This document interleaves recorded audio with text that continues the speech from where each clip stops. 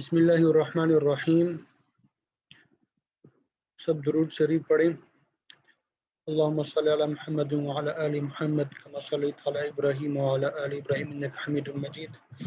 अल्लाहुम्मा बारिक अला मुहम्मद व अला आलि मुहम्मद कमा बारकता अला इब्राहीम व अला आलि इब्राहीम इन्नका हमीदुम मजीद। मेरे साथ ये दुआइया कलमात पढ़ते जाएं। रब्बि इश्रह ली सदरी व यस्सिर ली अमरी वहलुल उक़दतम मिन लिसानी यफ़क़हू क़ौली रब्बि ज़िदनी इल्मा रब्बि ज़िदनी इल्मा रब्बि ज़िदनी इल्मा। इय्याका नअबुदु व इय्याका नस्तईन सुब्हानका ला इल्म लना इल्ला मा अल्लमतना इन्नका अंतल अलीमुल हकीम व उफ़व्विदु अमरी इलल्लाह इन्नल्लाह बसीरुम बिल इबाद। या अलीम अल्लिमनी या अलीम अल्लिमनी या अलीम अल्लिमनी। रब्बी यस्सिर वला तुअस्सिर वतम्मिम बिल खैर वबिका नस्तईन या फत्ताह या अलीम या फत्ताह या अलीम।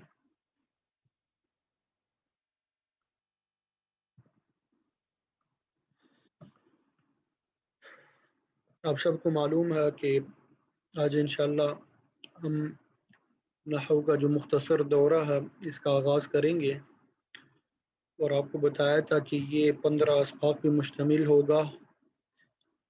उनमें से बाज़ असबाक उनका ताल्लुक़ याद करने से होगा और बाकायदा मैं वो पढ़ाऊँगा इंशाअल्लाह। और बाज़ असबाक आखिर में ऐसे होंगे कि जो क़वाइद ज़वाबित हमने पढ़े होंगे उनका अमली तौर पे इजरा करेंगे कुरान मजीद में। इसी तरह अरबी की दीगर किताबों में कोशिश करेंगे आखिरी जो 5-6 दिन है उनमें इजरा करेंगे। इस सबक में आपने ये बात याद रखनी है कि जिस तरतीब के मुताबिक आपको पढ़ाया जाए कोशिश करें उसी तरतीब के मुताबिक आप इसको याद करें। रोज़ का रोज़ जो सबक आपको दिया जाए उसको याद करना है। कल भी आपको बताया था कि ये शॉर्ट कोर्सेज़ कराने का मकसद यही है कि जो उलूम और फ़नून दर्स निज़ामी के लिए या कुरान और हदीस को समझने के लिए ज़रूरी है वो इंसान के जहन में ज़ुबानी अज़बर उससे याद हो, हिफ़्ज़ हो। मेरे वालिद साहब मुहतरम वालिद साहब आज ही बता रहे थे कि मोरितानिया ये अफ्रीका के इलाक़ों में एक इलाके का नाम है मोरितानिया। बड़े बड़े उलमा वहाँ के मौजूद है। ये शेख अमीन अश-शनक़ीती रहमतुल्लाहि अलैह, उनका नाम सुना होगा।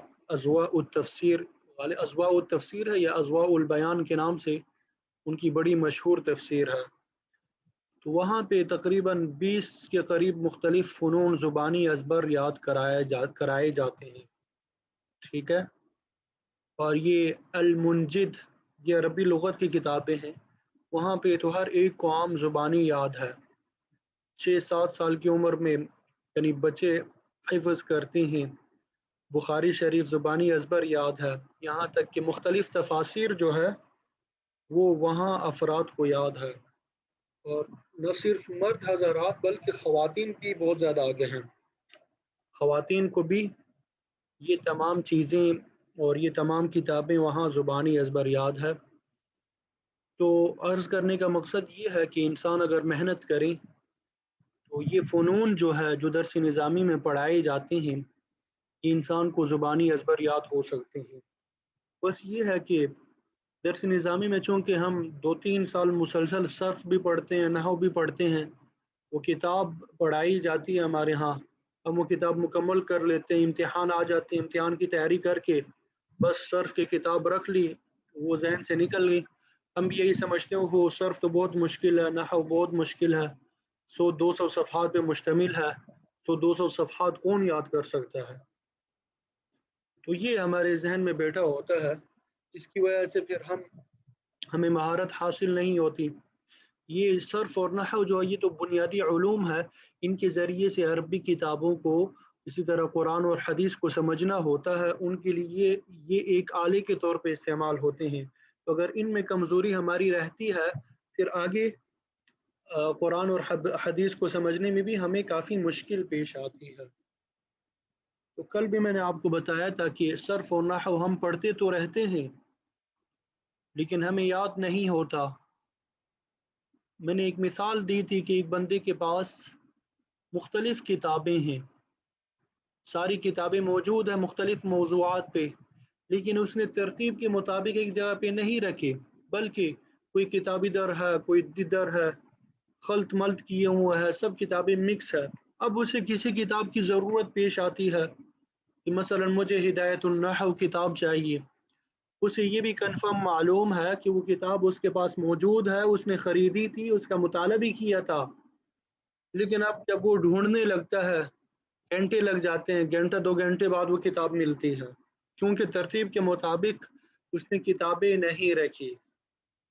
دوسری طرف ایک دوسرا بندہ ہے، وہ ترتیب کے مطابق کتابیں رکھتا ہے، حدیث کی کتابیں ایک الماری میں، فقہ کی کتابیں دوسری الماری میں، اور اسی طرح تفسیر کی کتابیں تیسری الماری میں، ترتیب کے مطابق اس نے رکھ دی ہے۔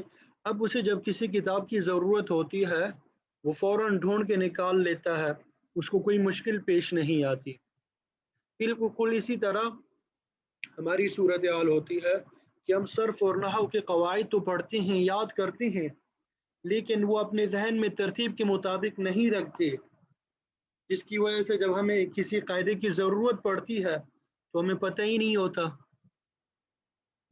تو ہمیں یہ چاہیے کہ ترتیب کے مطابق ان قواعد کو اور ان ضوابط کو یاد کریں تاکہ کل کو ضرورت پڑے تو ہمیں کوئی مشکل پیش نہ آئے۔ تو اسی مقصد کے پیش نظر یہ ترتیب آپ کو بتائی جائے گی، اس کے مطابق آپ نے یاد کرنا ہے۔ سبق شروع کرنے سے پہلے طالب علم کو یہ چاہیے کہ وہ اپنی نیت خالص کرے، صرف اور صرف اللہ کی رضا پیش نظر ہو۔ یہ حدیث کی کتابیں انشاءاللہ آپ پڑھیں گی، وہاں پہ ہر حدیث کی کتاب جو ہے اس کی ابتدا جو ہے انما الاعمال بالنیات والی حدیث سے کرتے ہیں، بالخصوص یہ بخاری شریف کی کتاب ہے تو اس میں انما الاعمال بالنیات سے کرتے ہیں۔ وجہ یہی ہے، بتاتے ہیں علماء کرام، کہ چونکہ یہ بڑا عظیم الشان سفر آپ کا شروع ہونے والا ہے، حدیث کا علم حاصل کرنے والے ہیں آپ سب، دین کا علم حاصل کرنے والے ہیں، تو اگر انسان کی نیت ہی درست نہ ہو تو کام جتنا بھی نیک ہو، ثواب والا کام ہو، اگر انسان کی نیت درست نہیں ہے تو وہ کام اس کے لیے وبال جان بن جاتا ہے۔ مشہور حدیث ہے، قاری، عالم، مجاہد، ان 3 افراد کے بارے میں فیصلہ کیا جائے گا کہ جہنم میں ان کو ڈال دیا جائے، وہ عرض کریں گے کہ ہم نے آپ کے راستے میں قرآن مجید کی تلاوت کی، قرآن مجید کی تعلیم دی۔ مجاہد عرض کیا میں نے آپ کے دین کی خاطر اپنے جان کا نذرانہ پیش کیا۔ عالم عرض کرے گا کہ، یا سخی عرض کرے گا کہ میں نے تو آپ کے غریب لوگوں کی مدد کی، صدقات دیے۔ اللہ رب العزت فرمائیں کہ آپ سب نے یہ کام کیے میں مانتا ہوں، لیکن جس مقصد کے لیے تم لوگوں نے کیے، شہرت حاصل کرنے کے لیے، لوگ یہ کہیں کہ میں بہادر ہوں، لوگ یہ کہیں کہ بہترین عالم ہے، بہترین قاری ہے، بہت سخی ہے، وہ آپ لوگوں کو دنیا میں شہرت حاصل ہو چکی ہے، آخرت میں آپ کے لیے کچھ نہیں ہے۔ حالانکہ یہ تینوں کام کیا ہے؟ بالکل نیک ہے، ثواب ملتا ہے ان پہ، لیکن صرف ایک نیت کی وجہ سے یہ کام انسان کے لیے وبال جان بن سکتے ہیں۔ اس لیے ہم سب کو چاہیے کہ اپنی نیت درست کر لیں، ہماری نیت اللہ کی رضا کے لیے ہو، ٹھیک ہے؟ اور کل بھی آپ کو بتایا تھا کہ جب بھی آپ نے سبق کے لیے، کلاس کے لیے آنا ہو تو اللہ تعالیٰ کی طرف متوجہ ہونا ہے اور یہ دعا کرنی ہے کہ اے اللہ، اس عظیم کام کو ہم سیکھنے کے لیے آئے ہیں، جمع ہوئے ہیں، اس کام کو سیکھنے میں جتنی بھی رکاوٹیں ہیں ان سب کو دور فرما، اس میں ہماری مدد فرما، اس کو ہمارے لیے آسان فرما، ہمارے قوت حفظ میں اور قوت فہم میں برکت نصیب فرما۔ یہ ایک چند باتیں ہیں، ان کی طرف آپ نے توجہ دینا ہے، ٹھیک ہے؟ اور یہ صرف نحو یا اس طرح دیگر فنون جو ہے یہ مشکل نہیں ہے، انتہائی آسان ہے۔ بس یہ ہے کہ انسان توجہ کے ساتھ اور طریقے کے مطابق محنت کرے اور یاد کرے۔ بہت سے لوگ ہیں محنت کرتے ہیں، ہر محنت جو ہے وہ فائدہ مند نہیں ہوتی، بلکہ انسان طریقے سے محنت کرے تو وہ انسان کے لیے فائدہ مند ہے۔ بعض لوگ ہیں وہ صبح سے شام تک کام میں لگے ہوئے محنت کر رہے ہیں، محنت کر رہے ہیں، لیکن حاصل بہت کم ہوتا ہے انہیں۔ لیکن بعض افراد ایسے ہوتے ہیں کہ محنت کم کرتے ہیں لیکن انہیں حاصل بہت زیادہ ہوتا ہے، کیونکہ وہ صحیح طریقے کے مطابق محنت کرتے ہیں۔ جو اس فیلڈ کے ماہر ہوتے ہیں، جن کو اللہ تعالیٰ نے مہارت دی ہوتی ہے، ان سے مشورہ کر کے پھر اس کے مطابق وہ محنت کرتے ہیں۔ تو جو ماہرین فن سے مشورہ کر کے کسی فیلڈ میں محنت کرتا ہے تو وہ کم محنت کر کے بہت زیادہ کچھ حاصل کرتا ہے، لیکن اگر انسان از خود محنت شروع کر دے تو اسے بہت زیادہ محنت کرنی پڑے گی لیکن حاصل بہت کم ہوگا۔ ٹھیک ہے،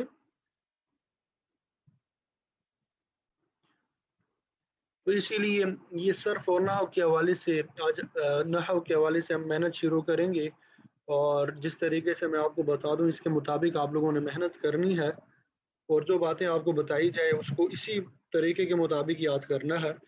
انشاءاللہ آپ کے لیے آسانی ہوگی۔ اس میں آپ اکثر چیزیں پڑھ چکے ہیں، بلکہ ان کو صرف ہم نے دہرانا ہے، اور جو سبق آپ کو دیا جائے میں کوشش کروں گا روزانہ قرآن سے آپ کو میں اسائنمنٹ وغیرہ دیا کروں گا، آپ نے اس میں سے مثالیں نکالنی ہوں گی۔ ٹھیک ہے، اس طریقے سے آپ کی پریکٹس بھی ہوتی جائے گی، اور باقاعدہ جو عملی طور پہ ہم نے اجرا کرنا ہوگا وہ آخری 5-6 دنوں میں کریں گے۔ تو سب سے پہلے آپ کے سامنے یہ نظر آ رہا ہے، یہاں پہ لکھا ہوا ہے لفظ۔ تو ہر بول جو انسان کے منہ سے نکلتا ہے اسے لفظ کہتے ہیں۔ کوئی بھی ہم گفتگو کرتے ہیں تو یہ جو ہمارے منہ سے بول نکلتے ہیں انہیں کیا کہتے ہیں؟ لفظ۔ اب بعض الفاظ جو ہوتے ہیں بے معنی ہوتے ہیں اور بعض با معنی ہوتے ہیں۔ بے معنی الفاظ کو محمل کہتے ہیں، محمل، میم کے اوپر پیش محمل۔ بے معنی الفاظ کو کیا کہتے ہیں؟ محمل۔ اور با معنی الفاظ کو موضوع کہتے ہیں۔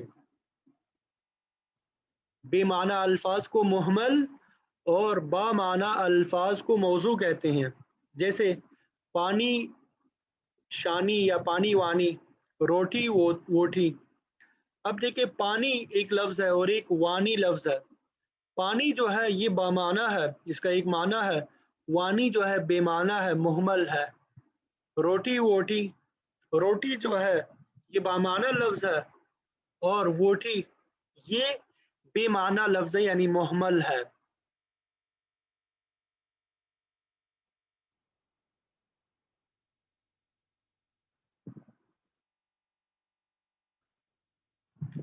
تو علم النحو میں یا علم الصرف میں یہ بے معنی الفاظ چونکہ ان کا کوئی مقصد ہوتا نہیں ہے تو کسی علم میں بھی اس سے گفتگو نہیں کی جاتی، کسی بھی علم میں بے معنی الفاظ سے گفتگو نہیں کی جاتی، بلکہ بامعنی الفاظ سے، موضوع الفاظ سے گفتگو کرنی ہوتی ہے۔ ٹھیک ہے، تو اب یہ جو لفظ موضوع ہے یعنی بامعنی جو الفاظ ہے ان کی پھر آگے دو قسمیں بنتی ہیں۔ موضوع کے کتنے قسمیں بنتے ہیں؟ دو، مرکب اور مفرد، بلکہ اس کے برعکس کرتے ہیں، اچھا ہے، مفرد اور مرکب، مفرد اور مرکب۔ مفرد جو ہے جیسے لفظ واضح ہے ایک، مفرد ایک کو کہتے ہیں۔ مرکب دو یا دو سے زیادہ الفاظ سے جو بنتا ہے، دو یا دو سے زیادہ جو الفاظ سے بنے اسے کیا کہتے ہیں؟ مرکب کہتے ہیں۔ تو مفرد کا معنی کیا ہوتا ہے؟ جس میں ایک لفظ ہو، جس میں کیا ہو؟ ایک لفظ ہو، یا جو ایک معنی پہ دلالت کرے، جو ایک معنی بتائے۔ ٹھیک ہے. اب مفرد کا دوسرا نام بھی ہے. مفرد کا کیا ہے؟ ایک دوسرا نام بھی ہے جسے کلمہ کہتے ہیں. مفرد کا دوسرا نام کیا ہے؟ کلمہ.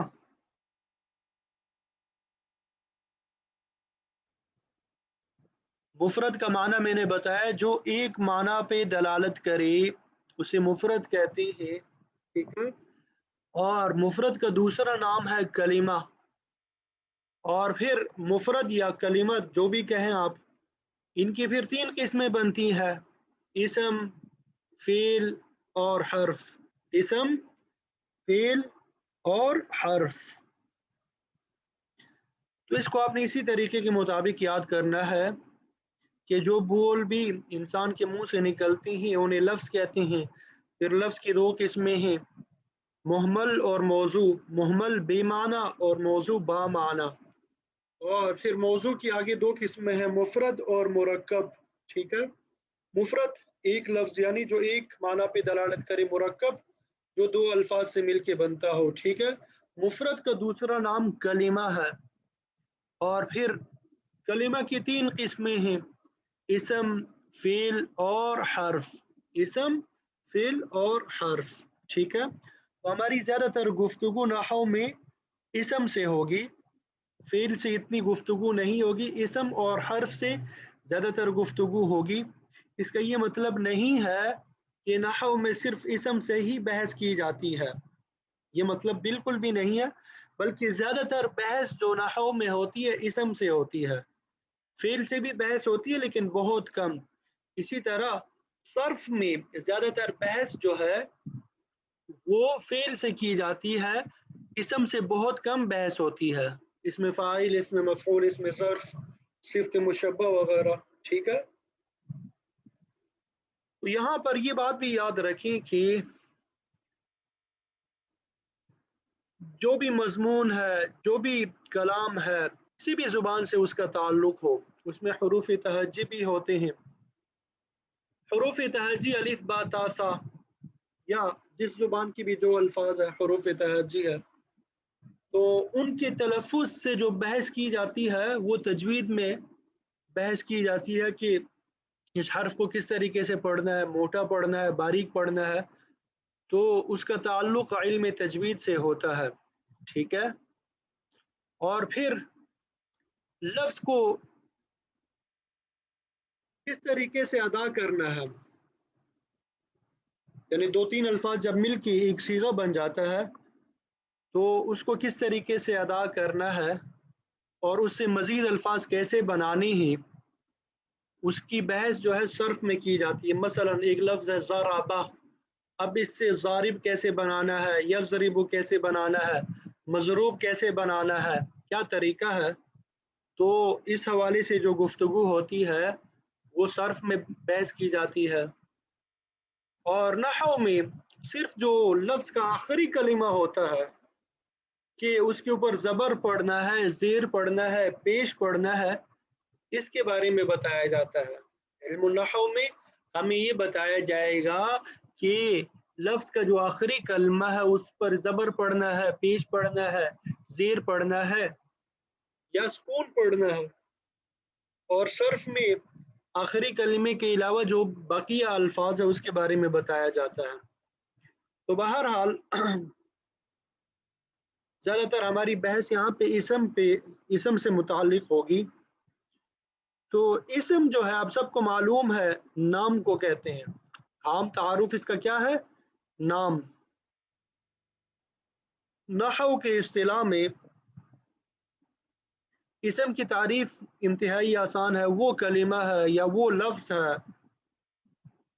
جو اپنے معنی پہ خود دلالت کرے، جو کسی کا محتاج نہ ہو، کسی پہ انحصار نہ کرتا ہو، خود مختار ہو، خود کفیل ہو، اپنا معنی خود بتا سکتا ہے، اپنا تعارف خود کرا سکتا ہے. اور دوسری بات، تینوں زمانوں میں سے کوئی زمانہ بھی اس میں موجود نہ ہو. تین زمانے ہیں نا، ماضی، مضارع، ماضی اور حال، مستقبل، یہ تین زمانے ہیں. تو ان تینوں زمانوں میں سے کوئی زمانہ بھی نہ پایا جائے تو اسے اسم کہتے ہیں۔ تو دو باتیں ہوئی، ایک یہ ہے کہ اپنا معنی خود بتائے گا، اپنا معنی کیا کرے گا، اسم خود بتائے گا، اور دوسری بات یہ کہ تینوں زمانوں میں سے کوئی ایک زمانہ بھی اس میں نہیں پایا جائے گا۔ جیسے لفظ احمد ہے، اب احمد کا معنی ہے کہ ایک انسان کا نام ہے، لیکن اس میں کوئی زمانہ نہیں پایا جاتا۔ تو لفظ احمد جو ہے یہ اپنا تعارف کرانے میں خود کفیل ہے، کسی دوسرے لفظ کا محتاج نہیں ہے، ٹھیک ہے۔ اسی طرح فعل جو ہے یہ بھی خود کفیل ہے، خود مختار ہے، کسی پہ منحصر نہیں ہے، اس کا انحصار کسی پہ نہیں ہے، اپنا معنی خود بتاتا ہے کہ میں فعل ہوں۔ لیکن اس میں ایک اضافی خصوصیت بھی ہے کہ تینوں زمانوں میں سے کوئی ایک زمانہ پایا جاتا ہے، اس میں ماضی میں سے، حال میں سے یا مستقبل میں سے کوئی نہ کوئی زمانہ اس میں پایا جاتا ہے۔ فعل کا معنی ہی یہی ہوتا ہے کہ کوئی کام کرے، اب وہ کام جو ہے یا تو ماضی میں پاسٹ میں ہوتا ہے، یا پریزنٹ میں ہوتا ہے، یا فیوچر میں ہوتا ہے، ٹھیک ہے۔ تو فعل میں دو صفات ہوں گی کہ اپنا معنی بھی خود بتا سکتا ہے، کسی کا محتاج نہیں ہے، اور تینوں زمانوں میں سے کوئی ایک زمانہ بھی اس میں نہیں پایا جا سکتا، اس میں پایا جائے گا، تینوں زمانوں میں سے کوئی زمانہ اس میں پایا جائے گا۔ اور حرف جو ہے یہ محتاج ہے، خود کفیل نہیں ہے، کبھی اسم کا محتاج ہوگا اور کبھی فعل کا محتاج ہوگا، کبھی اسم کا محتاج ہوگا، کبھی فعل کا، کبھی دونوں کا محتاج ہوگا، اپنا معنی، اپنا تعارف خود نہیں کر سکتا، نہیں کرا سکتا، ٹھیک ہے۔ تو آپ نے اسم کی علامات وغیرہ آپ پڑھی ہوں گی، یہاں پہ میں نہیں دہراؤں گا، بلکہ آپ نے کل علم النحو سے یا کسی بھی کتاب سے، نحو سے متعلق جو کتاب ہوگی اس میں آپ نے دیکھ لینا ہے کہ اسم کی کیا علامات بتائی گئی ہے۔ مثلا اسم کے شروع میں الف لام آتا ہے، تو جس لفظ کے شروع میں بھی ال آ جائے، ال، وہ آپ نے سمجھ لینا ہے کہ اسم ہے۔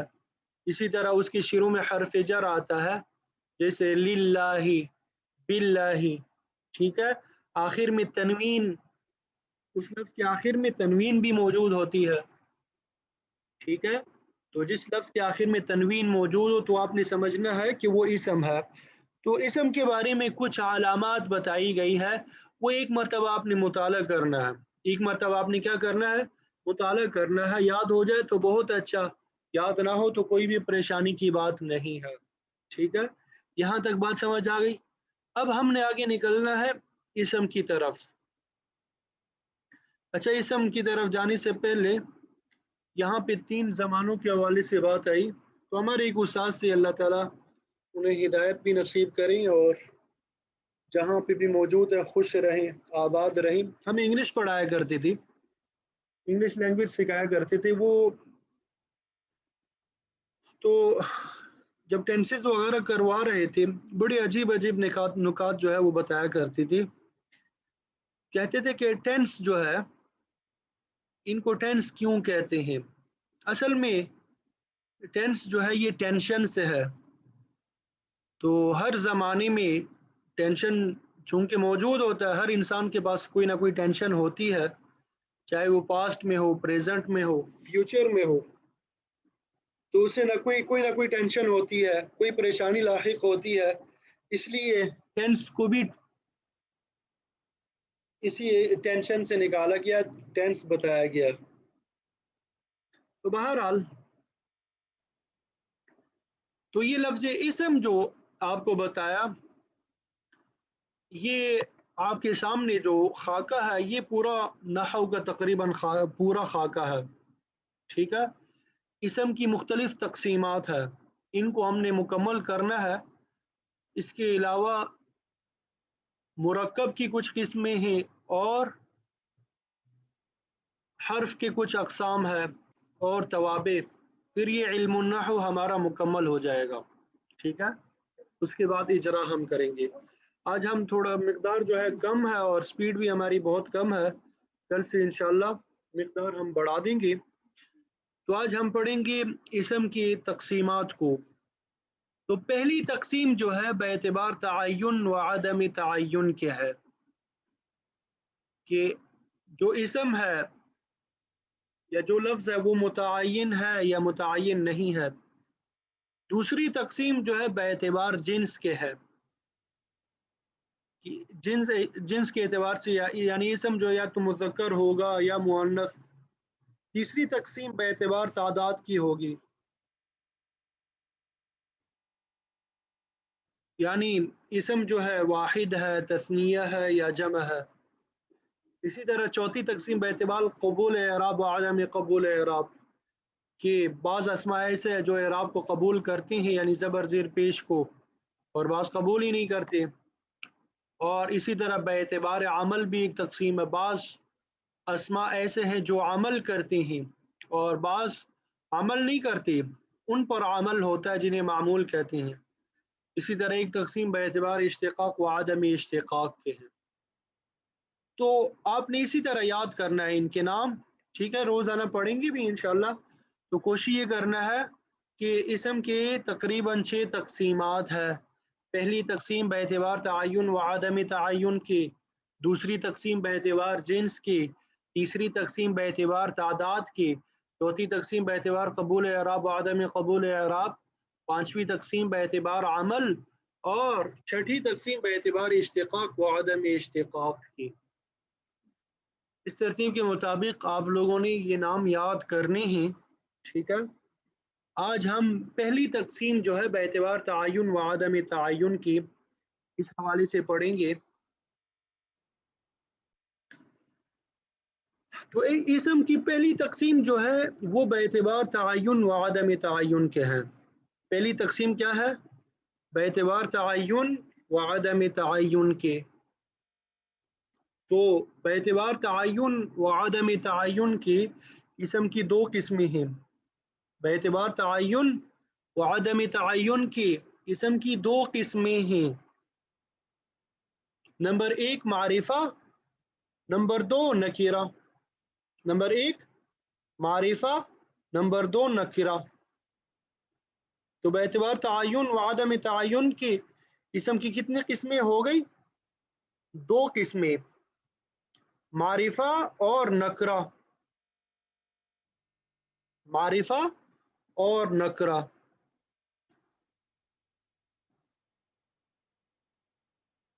تو معرفہ کا معنی ہوتا ہے وہ اسم جو کسی معین چیز پہ دلالت کرے، جو کسی ایک متعین چیز کے بارے میں بتائے، ٹھیک ہے۔ اور نکرہ کا معنی ہوتا ہے جو کسی غیر معین چیز پہ دلالت کرے، جیسے مکہ،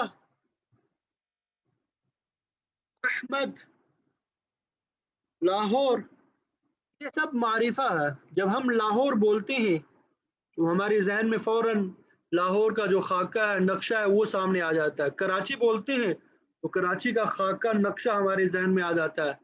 دارالعلوم کراچی بولتے ہیں، دارالعلوم، ہمارے ذہن میں فوراً دارالعلوم کراچی کا خاکہ تصویر آ جاتی ہے۔ مکہ بولتے ہیں تو مکہ مکرمہ کی تصویر ہمارے ذہن میں آ جاتی ہے۔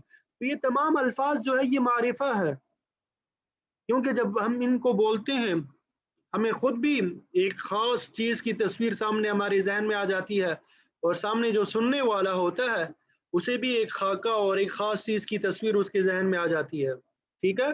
تو اسی کو بولتے ہیں کہ وہ اسم جو کسی متعین چیز پہ دلالت کرے، وہ اسم جو کسی متعین چیز پہ دلالت کرے وہ معرفہ ہے۔ اور نکرہ سے مراد وہ اسم جو کسی غیر معین چیز پہ دلالت کرے، جیسے کوئی آدمی، کوئی مسجد، کوئی کتاب، رجل کوئی آدمی، مسجد کوئی مسجد، کتاب کوئی کتاب۔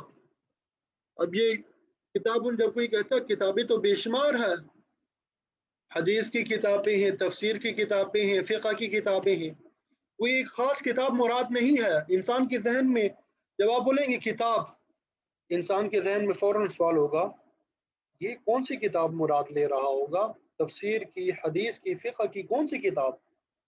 اسی طرح جب کوئی کہتا ہے آدمی، رجل، اب اس کے ذہن میں آتا ہے کون سا آدمی ہے، کون سا، تو گویا کہ یہ متعین نہیں ہوتا یہ نکرہ ہم، ٹھیک ہے۔ معرفہ کے بارے میں پھر ہم پڑھیں گے کہ معرفہ کی تقریباً 7 قسمیں ہیں۔ معرفہ کی کتنی قسمیں ہیں؟ 7 قسمیں ہیں۔ نمبر 1 ضمائر، نمبر 1 ضمیر یا ضمائر، ٹھیک ہے، اس میں ضمیر بھی کہتے ہیں اس کو، اس کی جمع ہے ضمائر۔ نمبر 2 علم، علم، علم نہیں پڑھنا ہے اس کو، عین لام کے اوپر زبر علم، اس کی جمع اعلام، اس کی جمع کیا ہوگی؟ اعلام، حمزہ کے نیچے زیر نہیں پڑھنا، بعض لوگ اعلام پڑھتے ہیں، اعلام نہیں ہے بلکہ اعلام، حمزہ کے اوپر زبر پڑھنا ہے، ٹھیک ہے۔ عالم سے مراد ہوتا ہے نام، ٹھیک ہے، وضاحت آگے آ جائے گی۔ اسماء اشارہ، یعنی ایسے اسماء جن کے ذریعے سے کسی کی طرف اشارہ کیا جائے۔ اسی طرح اسماء موصولہ، اسماء موصولہ، اور اسی طرح معرف باللام، معرف باللام، یہ لفظ ذرا مشکل ہے، مفہوم اس کا بڑا آسان ہے، یعنی ال، لفظ کے شروع میں جو ال آتا ہے الحمد، اب یہ شروع میں ال جو آ رہا ہے اس کو کہتے ہیں معرف باللام یا معرفہ بلام، معرفہ بال، معرفہ بال یعنی ال کے ذریعے سے معرفہ۔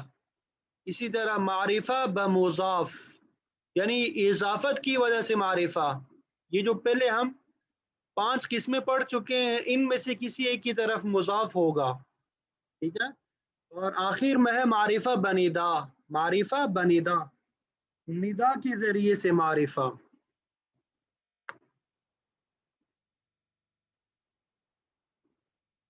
یہ پریشانی کی طرف نہیں جانا، بالخصوص جو بعض نئی طالبات ہیں جنہوں نے نحو پہلے نہیں پڑھی، ان کے لیے یہ الفاظ بالکل نئے ہیں، مشکل لگ رہی ہوں گی، تو اس حوالے سے پریشان نہیں ہونا، بہت آسان ہے، ابھی جب آپ پڑھیں گے تفسیر وضاحت اس کی آگے آج آ رہی ہے تو آپ کے لیے مزید آسان ہو جائیں گے۔ تو باعتبار تعین و عدم تعین اسم کی 2 قسمیں ہوگی، معرفہ اور نکرہ۔ معرفہ سے مراد جو کسی ایک معین چیز پہ دلالت کرے، اور نکرہ سے مراد جو کسی غیر معین چیز پہ دلالت کرے۔ پھر معرفہ کی تقریباً 7 قسمیں بتائی۔ پہلی قسم جو ہے ضمائر، ضمائر ضمیر کی جمع ہے، اس میں ضمیر جسے کہتے ہیں، اس کو آپ انگلش میں پروناؤن کہتے ہیں، ٹھیک ہے۔ تو ضمیر جو ہے، ضمائر جتنے بھی ہے وہ سب کے سب معرفہ ہے، ضمیر کوئی بھی ہوگی وہ کیا ہوگی؟ معرفہ۔ تو ضمیر کے بارے میں آپ کو معلوم ہے جو کسی نام کی جگہ بولا جائے، کسی نام کی جگہ جو چیز بولی جاتی ہے اسے ضمیر کہتے ہیں، جیسے انا، انت، ہوا، انا یعنی میں، انت آپ، ہوا وہ، ٹھیک ہے، یہ نیچے ایک مثال بھی دی ضمیر کی۔ تو ضمیر جو ہے یہ بھی معرفہ کی قسم ہے، مزید تفصیلات پڑھیں گے اس ضمیر کے بارے میں۔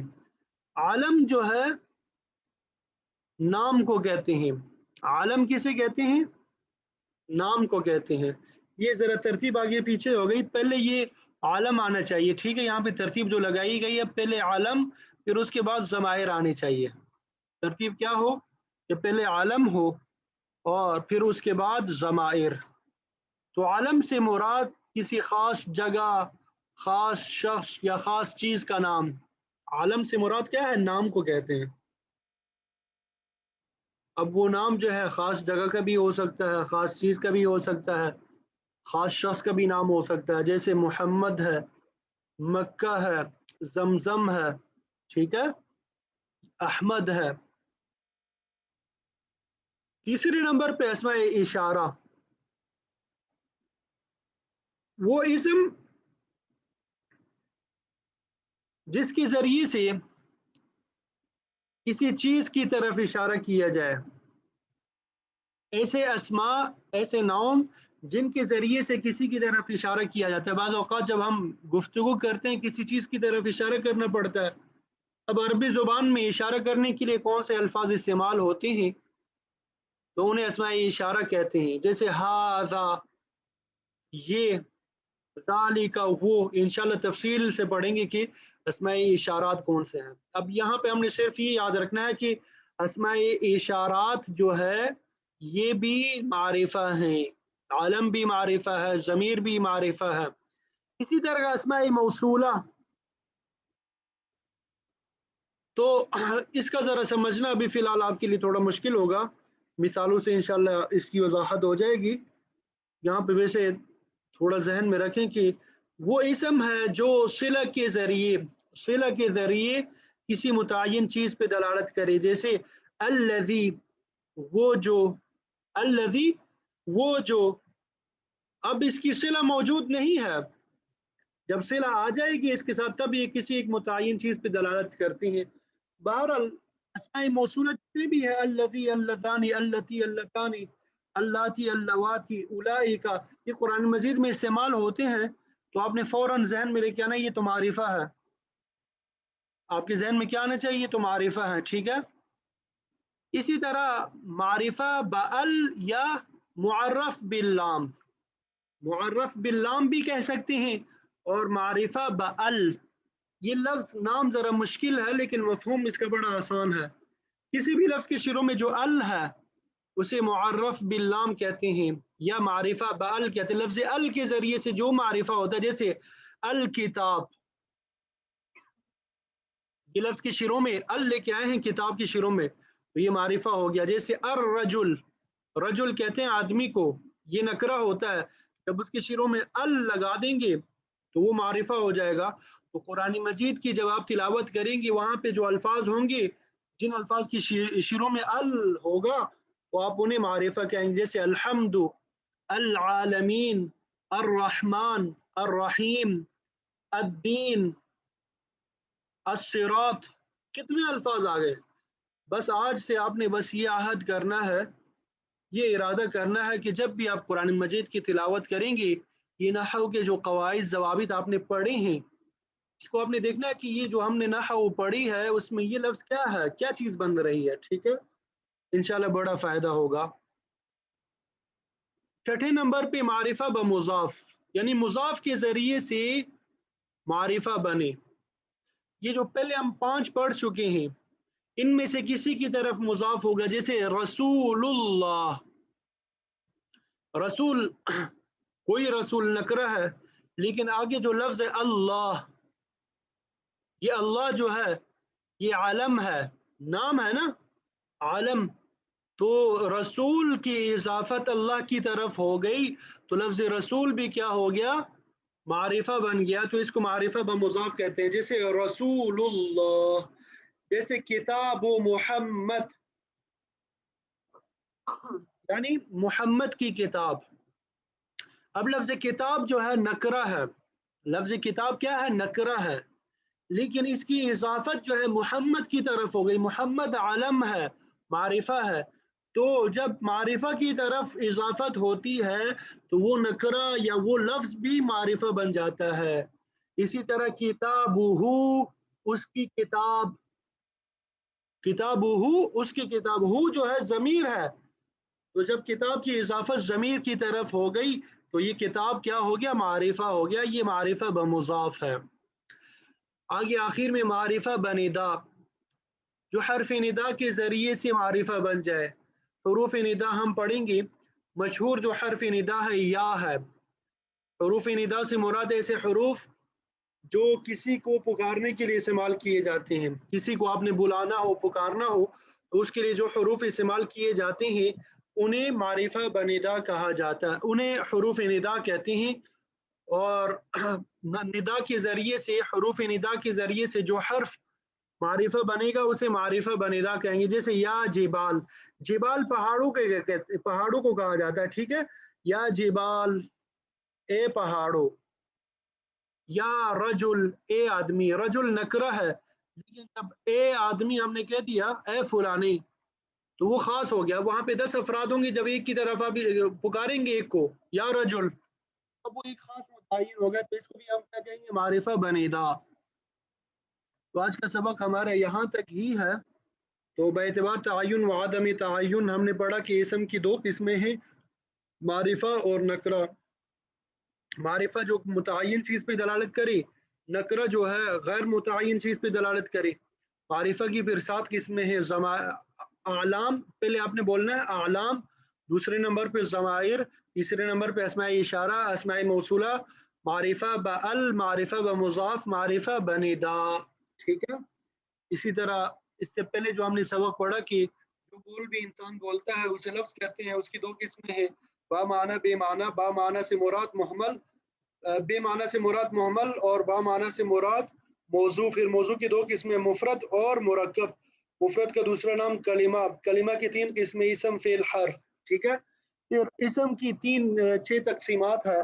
पहली तकसीम बेतबार तयन व आदम तयन, दूसरी तकसीम बेतबार जिन्स, तीसरी बेतबार तादाद, चौथी तकसीम बेतबार कबूल एराब व आदम कबूल एराब, इसमें मौरब और मबनी आ जाएंगे।